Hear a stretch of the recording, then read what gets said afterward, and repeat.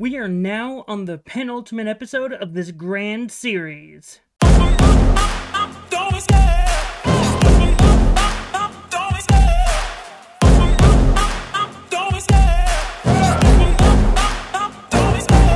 love the chase and the hunt, and I set the pace when I'm running. I always take what I want and I always give it 100. Don't need a bank, no I'm funded. Play the game like it's nothing. I'm always thankful for something. Don't take for granted, stay humble. Now wake up!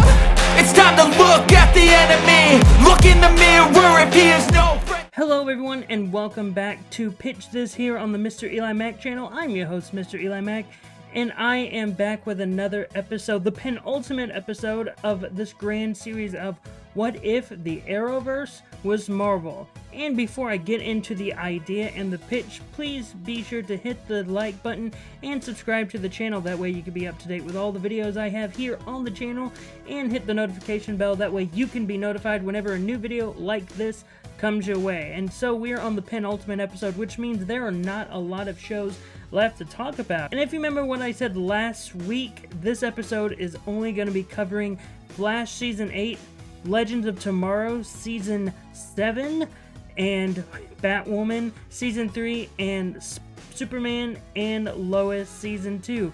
Man, I'm trying so hard to remember the actual shows that I'm doing the analogs for that accidentally the shows I'm actually going to be my analogs are just the first things that pop in my head at this point. And so yeah, we're going to be talking about those shows, and again, there's only 4 shows to talk about, so who knows how long this video is going to be. But with having to talk about Flash Season 8 and it basically being cut into 3 separate seasons or 3 separate graphic novels, I may be talking about the Flash analog a lot longer than the others. So with all that out of the way, let's get into the Flash Season 8 analog, which is Iron Man Season 8. Going over what we normally do, all the main characters that are going to be this season. The main characters are as follows: Tony Stark, Iron Man; Pepper Stark, Pot Stark, or Stark Pot. I can't remember how I originally ordered the names. Bethany Cave, Rumiko Fujikawa, Angelica Jones, Bill Foster, and Happy Hogan, all returning from the last season, and some of the recurring characters. And now because Flash Season 8 is separated into 3 separate pieces, and a lot of characters don't really have a lot of overlap. For example, some characters that appear in graphic novel Season 7 don't appear throughout the entire season, and don't appear in graphic novel Season 6 or graphic novel Season 5.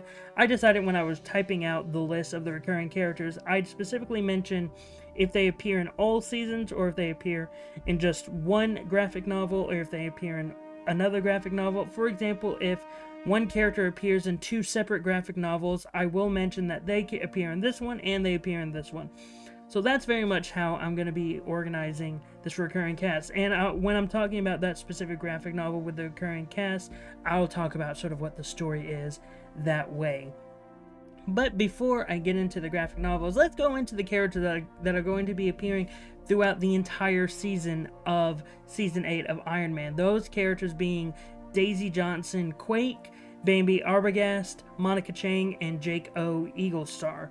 Monica and Quake are very much of the S.H.I.E.L.D. that are very much appearing throughout the show. Bambi, again, sort of being the therapist-type character that is helping Tony deal through a lot of his trauma, and maybe frequently speaking with all the other characters in the main cast that may have trauma, like Happy or Angelica, or maybe even Bill Foster. And then Jake O. Eaglestar, again, being a recurring character of is he on our side, is he against us, who knows? And he's really still, again, he's still working with S.H.I.E.L.D. at this point, but he's like one of those crazy S.H.I.E.L.D. people of, do we really trust him, or is he just on our team because we just need someone that we can go into the dirt with? And that's very much Eaglestar's character, and he still has the romance with Bethany Cave in this story. So now let's get into the recurring cast of graphic novel Season 5, and I'm not going to say who the main antagonist is yet. It's just this graphic novel is very much heavily based, or the analog to the Armageddon arc of Flash Season 8, which was sort of a crossover arc. So some characters that we're going to be seeing in this arc that have appeared throughout the show it's the multiple shows that have existed in this Marvelverse are Glory Grant being a main cast member from the Spider-Gwen show. She will be a recurring character during this arc, very much being someone that serves as a little support for Pepper and like sort of supports the team during this major arc. Another character who has frequently appeared is Hank Pym. Giant Man will be making an appearance in this arc because mainly because Scott Lang will be appearing as Ant-Man, because in the Armageddon arc, that's when we saw Ryan Choi be the Atom. And I just wanted to bring that together because I believe Ray Palmer also appeared as the Atom in this arc in Flash. So I wanted to be able to show that sort of relationship between Hank and Scott. Dwayne Taylor, Night Thrasher, will also be appearing in this arc. Again, he is my Black Lightning analog, so he appears in the Black Lightning sort of role.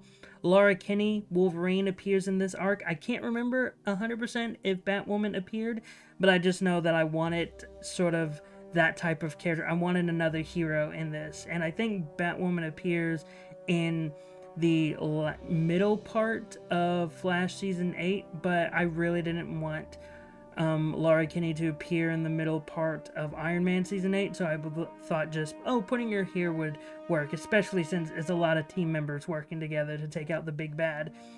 And Shannon Carter, American Dream from the future, will be going back to the past to find her brother. And yeah, look, this Shannon Carter American Dream is very much still continuing the story arc of the one episode story arc that I didn't mention because I didn't think it needed to be mentioned, but you know, like the spin-off that Arrow tried to do, or the people that run Arrow tried to do, Green Arrow and the Canaries. Yeah, I was gonna have that in here, but I didn't know what to call it. I didn't know how to explain that episode to you all, and since it was just a singular episode that didn't actually produce anything, I decided not to mention it at all. So Shannon Carter is doing something like that as the American Dream, coming in to the past, but she's also helping Tony go through this entire heroic story arc. Also, other characters that have been recurring characters in the past that will be appearing as recurring characters in this arc is Justin Hammer, mainly coming off of the Armor Wars. He's not really producing anything evil yet. He's just a recurring character that's sort of just sitting in the background. And another character that is returning after being away for such a long time, and also I believe is a character that I would have killed off in that season 2, but because of the main antagonist that we have in this graphic novel arc, someone that will be brought back for just this arc alone, and that is Anton Vanko, aka Crimson Dynamo, who sort of served as a supporting not a supporting protagonist, but a supporting character. He's sort of someone that we redeemed in Season 2 because the main antagonist of Season 2 was a Crimson Dynamo from an alternate universe. So Anton was very much someone that we redeemed because of the eviler Crimson Dynamo in Season 2 of Iron Man, and now Anton is returning because of the main bad having powers to alter the reality that we exist in, and I'm very much just giving him this power. I don't know if the main antagonist actually has this power, but if he doesn't, then he does now. And Anton Vanko would only appear in this graphic novel. He would go away at the end saying, like, giving a goodbye of sorts, because I would make it to where he didn't give a proper goodbye in Season 2, so in Season 8 he would give a proper goodbye. And so a new character that I would introduce as sort of an alternate love interest to Bethany Cave, because Jake O would be on again, off again, would be Barry Kranz, who would sort of serve as a mechanical expert for S.H.I.E.L.D., and so he is someone that is sort of being a love interest for Bethany Cave in this story. And another character that I would be introducing who would serve as a member of a villainous team, but she would sort of be the major character of this villainous team, is Veronica Daltrey, aka Dragonfly. And I'll go a little bit more into her character and what her connection is when we get into graphic novel 6. But the main antagonist, because I don't want to say who the other recurring characters are until I get to the main antagonist, is a character known as Michael Korvac, or just Korvac, a major celestial type universal villain, galaxy-wide threat in the Marvel cosmos, and he is sort of serving as the Despero villain, the way Despero served as sort of the main antagonist, being an alien threat, serving as the main antagonist for the Flash. Korvac is sort of serving that celestial threat from the cosmos to Iron Man, and other members of the recurring cast that is sort of going to be serving as recurring characters that are sort of being added to the team of heroes that are beating Korvac are Phyla Vel, aka Quasar, and Gamora, 2 members of the Guardians of the Galaxy. I didn't want a lot of members of the Guardians of the Galaxy in the show. I wanted to just sort of hint that, oh yeah, there's something more out there in the universe, and if there would have been more spin-offs, if I would have been able to do spin-offs, maybe I would have done a Guardians of the Galaxy spin-off and gotten more into the Marvel cosmos, but because the Arrowverse is basically ending after the next episode of this, then we're just not going to touch the Guardians of the Galaxy.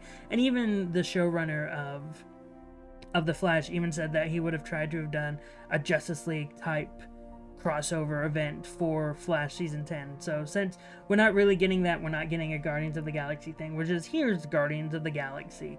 And so the 2 members of the Guardians, Quasar and Gamora, would have teamed up with Giant Man, Knight, Thrasher, Wolverine, Ant-Man, American Dream, Crimson Dynamo, and Iron Man to go up against Korvac. And ultimately the heroes would win, sending Korvac back into the cosmos and maybe even defeating him fully as well. I'm sort of basing this, like the idea that I have for this would sort of be mildly inspired by the episode of Avengers Earth's Mightiest Heroes, where Korvac is the big bad and the Avengers and the Guardians sort of team up to take him down. But instead of having it be sort of like a mini version of the Avengers and 2 members of the Guardians having the team up to beat Korvac in a 5-part epic for Iron Man. And yeah, that would be the graphic novel number 5. And so going over to graphic novel number 6, the recurring characters for that would be the returning Veronica Daltrey, aka Dragonfly, and the reason why she's sort of serving as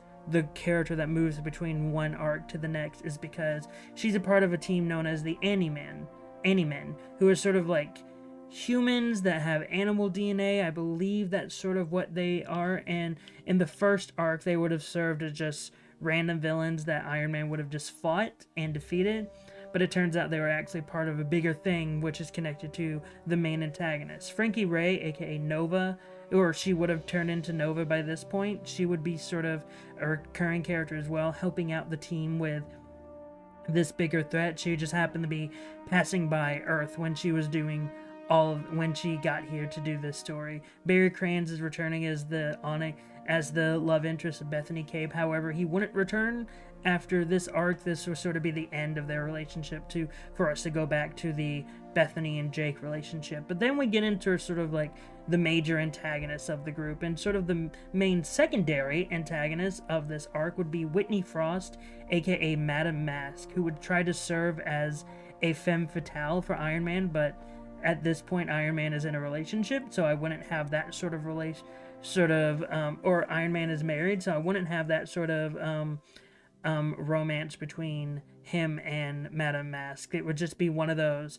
oh, you're trying to seduce me, but you can't, so we're not gonna do that. And she would just serve more as like the main heavy to the big bad, which the big bad of arc number 6 or graphic novel number 6 would be Count Nefaria, who is sort of the leader of the organization, or one of the leaders of the organization, the Magia.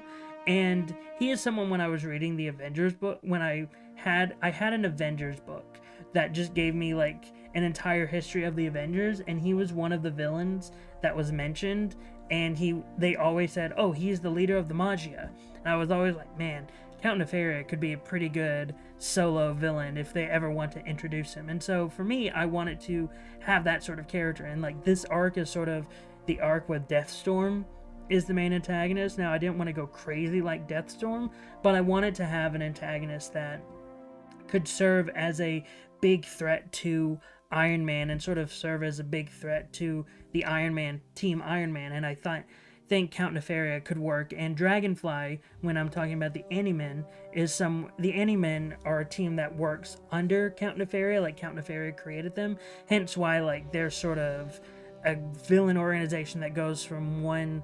That's why they sort of go from one arc to the next, because they're connected to the Count Nefaria thing, and that's sort of how I'm trying to weave in those two arcs together. And yeah, it would be Team Iron Man beating Count Nefaria and Madame Mask, and that's sort of how graphic novel 6 ends. And then we move over to the final arc of Iron Man Season 8, graphic novel number 7, where we see the return of Jack Taggart, aka Firepower, and Spy Master. We see the return of them from Armor Wars. We don't see the return of Boran Bulsky as Titanium Man, because the main antagonist of graphic novel number 7 is Justin Hammer, who is making a new version of the Titanium Man armor, and he's becoming his own version of Titanium Man. And the way he's doing that is he's stealing power from Firepower and Spy Master, like taking the parts of their armors and putting them into his own armor, again using mainly the original Titanium Man armor as its base. And we're sort of seeing him, because in graphic novel season 7 of The Flash, I believe it's just the negative Speed Force that is sort of serving as the main antagonist, and so it's sort of Reverse Flash, Eobard Thawne sort of serving as the embodiment of that. And so instead of going that far back, since it's still connected to the Armor Wars, because it's the negative Still Force, the negative Strong Force, the negative all those forces. So I'm just having Justin Hammer do a reverse Armor Wars, where instead of giving the armors to other people, he's just taking the armors for himself, and to make himself the perfect Titanium Man, the perfect evil version of Iron Man, but not fully wanting to call himself evil, because Justin Hammer doesn't see himself as evil. He's just like, look, I'm the perfect weapon. Now I'm the perfect weapon, and I'm going to kill Tony Stark.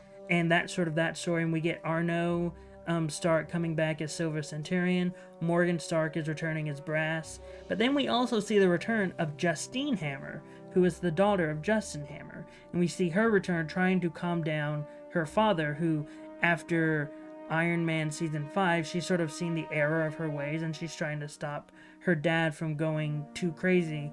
And he ultimately kills his daughter because he's gone nuts.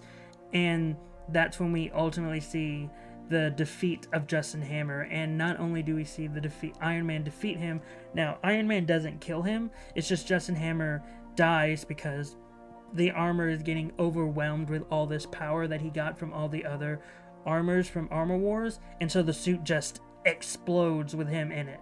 We don't see any crazy bits like body parts flying off. It's just that is the end of Justin Hammer, and people are like, well, Justin Hammer was a bad guy, and we see a funeral for Justine Hammer. And yeah, that's sort of how graphic novels 7 ends, and that's sort of the end of Iron Man Season 8. So lot of stuff happens in Iron Man Season 8.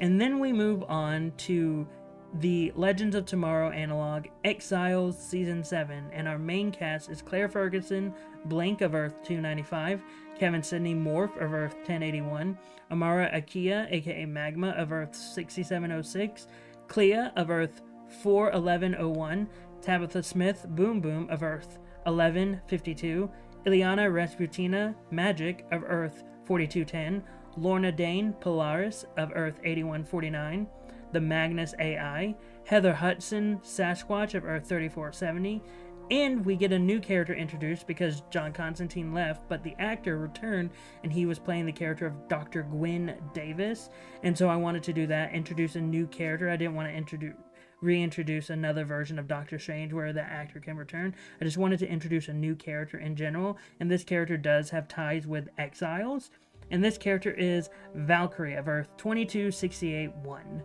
And so I wanted to have this new character who is Valkyrie to be a part of this team, who can sort of serve as a muscle type character, where she is very much just going through fighting whatever she wants, because she's a Valkyrie. She is someone of Norse blood, and she was fighting with this team of Exiles. And this is serving as the final season, and for the final season, I wanted the main antagonist, who is the only main recurring character, I wanted to have this character go back to the very beginning of the actual Exiles comic. So the main antagonist and the only recurring character is the Time Broker. And in the original comics, the Time Broker was the one that brought the team of the Exiles together. However, it was revealed he was just a robot that was created and run by the group known as the Time Breakers, and they're sort of alien bad guys. But instead of going that crazy, I'm just having the Time Broker be someone that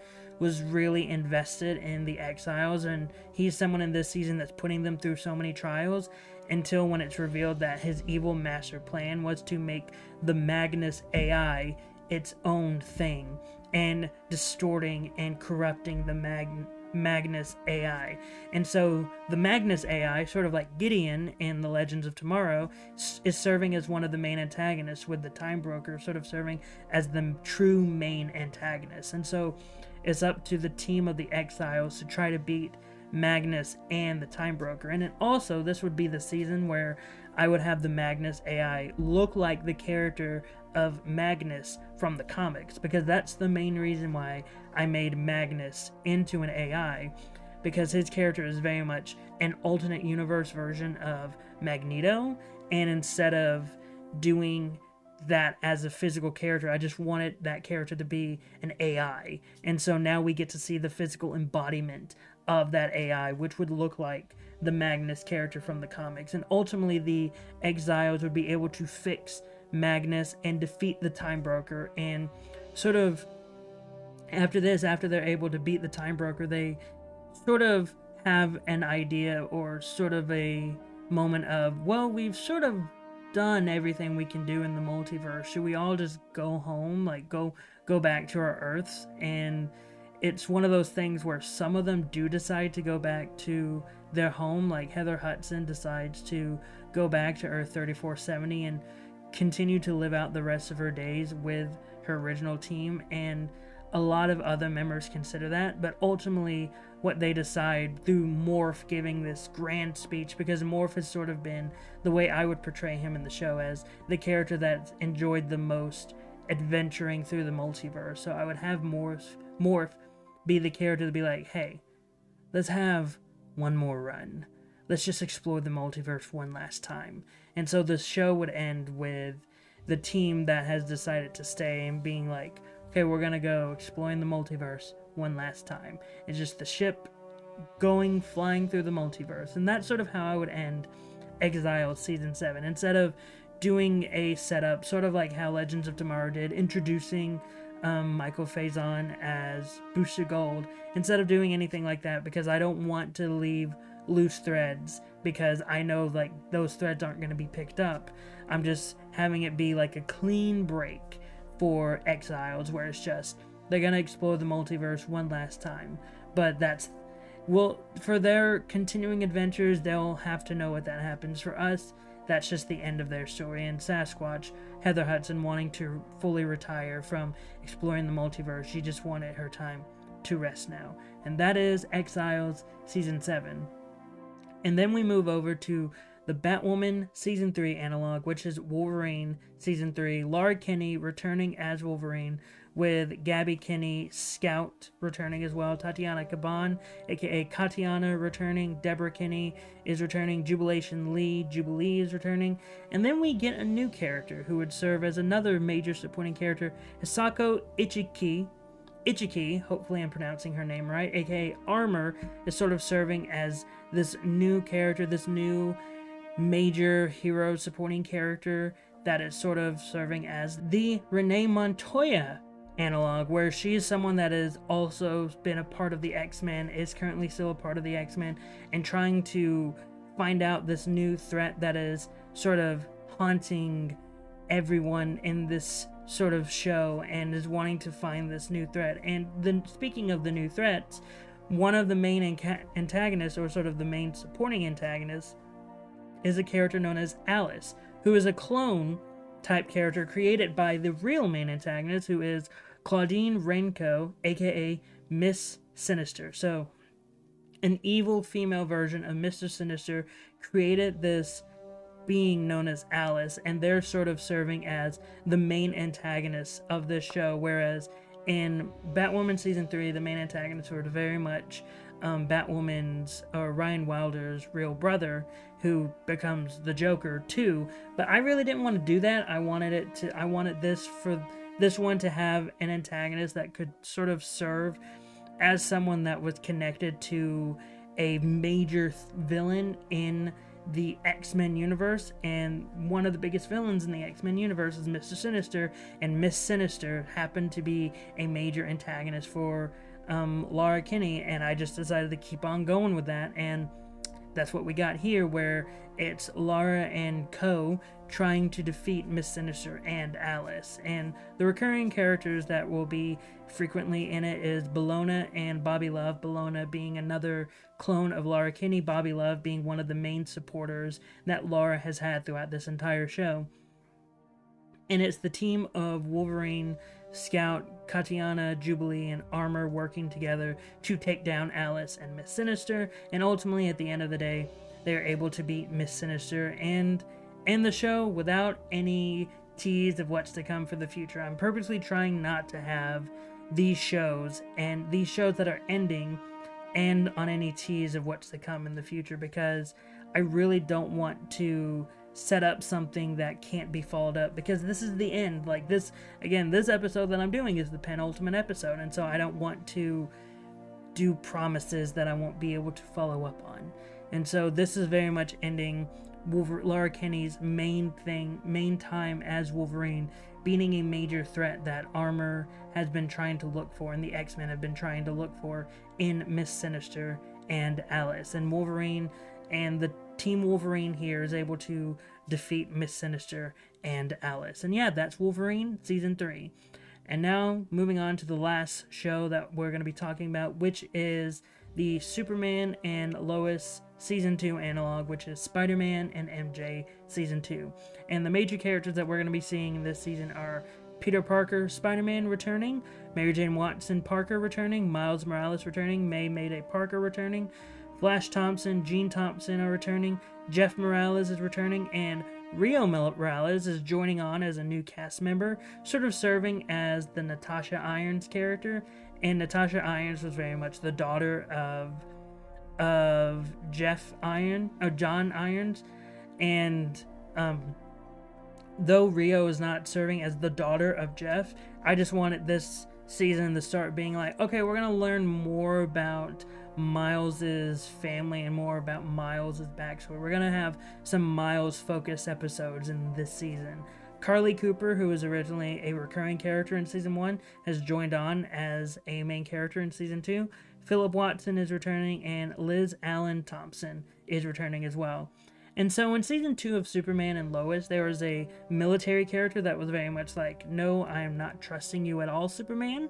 And I'm having that be John Jameson, not J. Jonah Jameson. It's JJ's son, John Jameson. And I know, like, last time when I was looking at it, I was like, Philip Watson, man, that character, now looking back, Sam Lane, would have been better if it was J. Jonah Jameson. And so I could easily retcon it and say it is J. Jonah Jameson, but I'm sticking to my guns, and I said it was Philip Watson, so I'm sticking with Philip Watson. But John Jameson is a character from the military that would be the person that's like, I don't trust Spider-Man anymore, especially after that Dr. Octavius thing, where there was a clone of Spider-Man, and we're sort of dealing with all that. And so Dr. Octavius would also return, but like being in jail and also dealing with all the stuff of the Spider-Man-ness, where becoming a clone of Spider-Man, like he is sort of, and putting his mind in it, like he's starting to sort of see the light of day and start seeing the good in people. Aunt May would be appearing in this show as well as sort of a moral compass for Peter and giving him guidance and helping him when he needs it. Aaron Davis Prowler would be in this show as a recurring, or this season as a recurring character, again being able to explore more of the Miles side of things, because I very much purposely had Season 1 be a little bit more Mayday focused or in terms of like of the two major teen characters that we have. Season 1 was very much more Mayday focused, where a lot of the supporting characters were from her like comic book run, and so this season is a little bit more Miles focused, getting to know a little bit more about Miles and having his uncle Aaron there, getting more of his backstory, and hopefully people would enjoy learning, like seeing Miles' side of the story. And then Felicity Thompson would be returning as the younger sister of Jean Thompson. And now we get into our main antagonists, plural. So I was mentioning clone a lot, and that is because the main antagonist of this season is Miles Warren, aka Jackal. We would get sort of a mini version of the Clone Saga, but we wouldn't be seeing Ben Reilly. I would just want to skip that section where we would see a version of Ben Reilly, but he would ultimately deteriorate and be Kane. Kane would be sort of the bizarro character of this season, and Miles Warren would very much be the Allie Alston parasite character in this season, where Jackal is sort of trying to create more clones, like, because Peter had already dealt with some clones, like Spider-Gwen in this version of the universe is a clone that got spider powers, and so she's been going around as a clone. And so this universe continuing to deal with clones, it's just Miles Warren as the Jackal is back and creating like the ultimate clone as his opinion, but because Kane is deteriorating, like he doesn't look at that as the ultimate clone anymore, and so he's still working on to perfect it. And then Jackal like just hypes himself up, like Miles Warren makes a clone of himself that has like ultimate powers that is stronger than what Peter realized. And even that version of the Jackal doesn't realize that he's a clone, so he kills the real Miles Warren, and he believes he himself is the real Miles Warren. And then after Kane is put on ice for a bit, we get a fight between the Jackal and Spider-Man, with Mayday and Miles sort of helping, because also they're having a mini storyline where they're actually going out and being spider people themselves without Peter knowing. So they're doing stuff that Peter doesn't know about, and so they're working together in tandem as a team to take down the Jackal, and Jackal is ultimately defeated this season. And that is sort of what Spider-Man and MJ Season 2 is all about. And that is the end of talking about all the shows that are in this part. There's a lot more that I thought I was going to be talking about than I did, but again, that Iron Man Season 8 being separated into 3 separate story arcs and having to give mild focus on all of them, that added a lot of time here. But again, what were your thoughts on this video? Did you like the pitches? Did you hate the pitches? Were you indifferent to the pitches? Whatever your thoughts, post them in the comments down below. Also, again, don't forget to hit the like button and subscribe to the channel. It really does help me a lot and lets me know that you like this content. Also, hit the notification bell. That way you can be notified whenever a new video like this comes your way. But until then, I've been MrEliMac, you've been the audience, and I hope you all have a great rest of the day.